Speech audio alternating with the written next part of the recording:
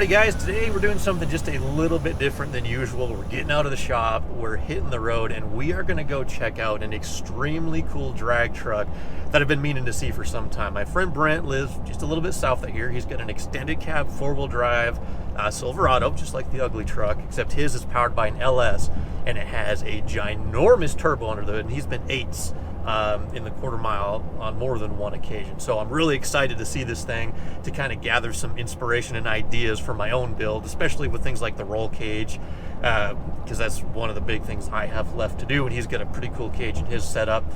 So yeah, we're gonna go look at a truck, we're gonna get some ideas, and who knows, possibly someday when the ugly truck is done, maybe we'll have a race. But let's go check the truck out because it is awesome.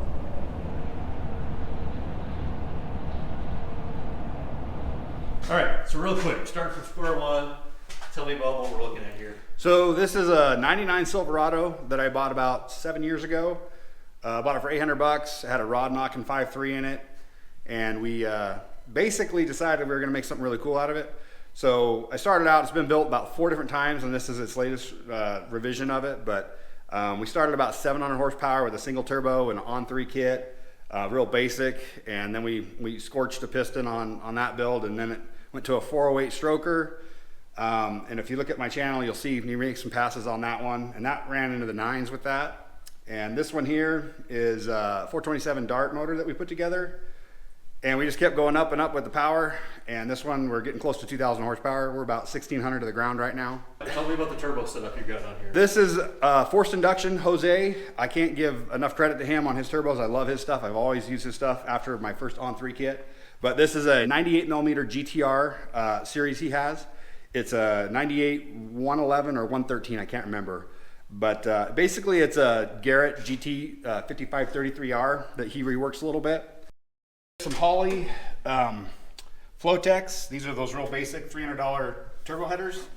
They're super cheap, but they work awesome. And then we just did some 3-inch to a billet collector on the, I forget who, that's a Maven, I believe in a Maven mount. They make that billet 3-inch collector right there. So a real basic, simple kit. We just kind of scabbed it together as we built it, me and a couple buddies. And then we built this 5-inch downpipe here that isn't really going down, it goes up. And then exits here with a nice little trim ring that we put on that there. And then we did shear fabs, 2,000 horsepower, air to water with the Holley lid on it. Real basic setup, nothing too crazy there. But we've gone, fastest we've gone with this so far is 882 at 156 miles an hour in a 5,100 pound truck. So kind of similar to what Lawrence is doing, but pretty cool stuff. So.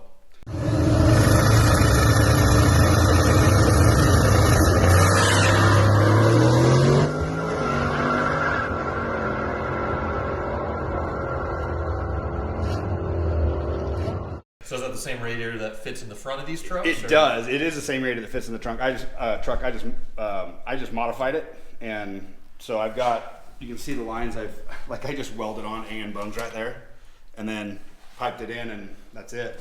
And I had Colt make that tank over there for me. There, you've had his stuff. So yeah, I've seen that. That's good stuff. So how does this cool, like, no problem even on the street? No you're problem. Sitting in traffic. I had to do for LS Fest. I did that 30-mile trip, you know. Yeah. And it'll hold, so it doesn't get the airflow, obviously. It relies on the fans, 100%. But it'll hold 190, you know.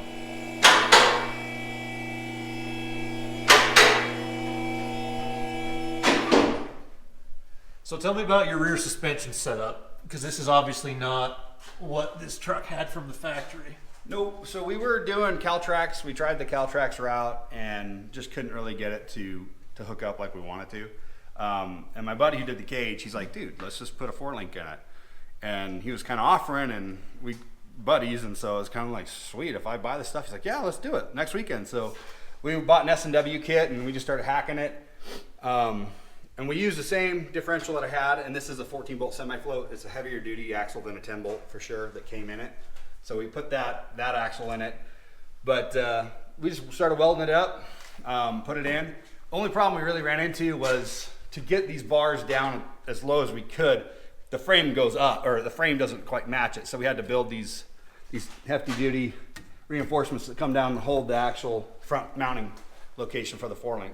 But we did that, and then these are everything's really dirty. Sorry guys, but that's a Viking Crusaders. They're coilover, and they're awesome. They work so good. I've had to just tune them, but other than that, once I put it on, it's even more comfortable to drive on the street than leaf springs were. So it's like really comfy. It's like win-win everywhere you go. This is an actual 4L80 transmission. A lot of guys run a 400, and I build both. I build all my own transmissions, but this is a pretty exotic 4L80 transmission. Reed case, all billet parts, drums, aluminum drums. We're about $11,000 in hard parts just in this transmission here. What transfer case you run? MP263. And to be honest with you, I really haven't had a, knock on wood, but I haven't had a single issue with this transfer case and with that 1.5-inch chain other than stretching over a 2-year period. Everyone asks me, what do I have for the transfer case? It's bone stock. So when you leave the line, you're on the foot brake. How much boost you leave with usually? The most I've left, okay, so usually about 10 pounds is what I come out of. With this motor on 10 pounds, it's pretty spicy coming out. One other thing too, so if you notice, this drive shaft is a stock Duramax drive shaft. So I found out the strongest drive shaft, well, you need the clearance up here between the shifter, so they run a thicker, thinner tube. But this is a stock Duramax drive shaft, and it does the job really well.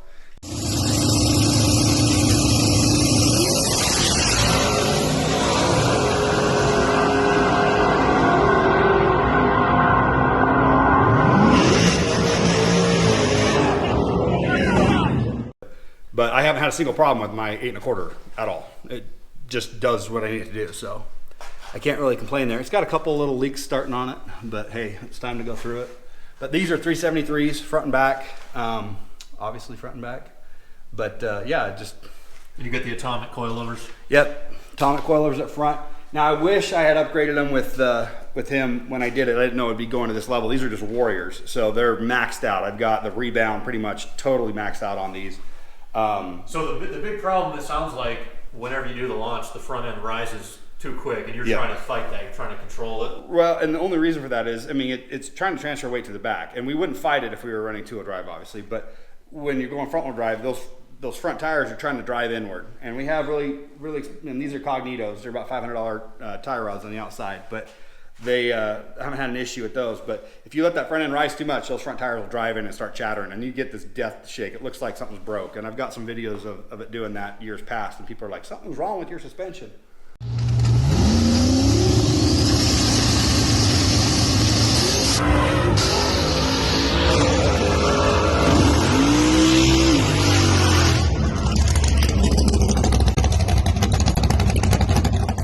We're trying to run 850s, break 850 with it, which is what the cage is certified to. So once I break 850, I think that's the end of as far as we're gonna go. And then I don't know, I might get bored. I might have to get a Mustang or something like you and do something there.